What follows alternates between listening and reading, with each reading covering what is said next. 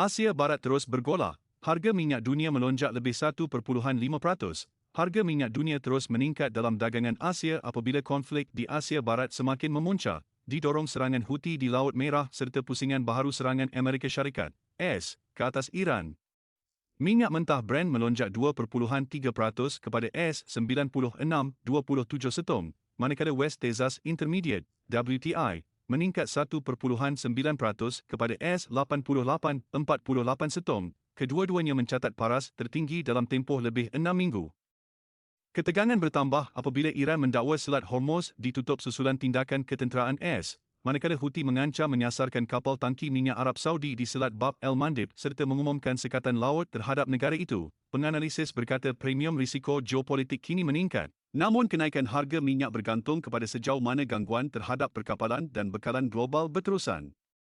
Dalam perkembangan sama, tentera AS meneruskan siri serangan ke atas Iran untuk malam ke-12 berturut-turut, sekaligus menambah kebimbangan terhadap kestabilan bekalan tenaga dunia.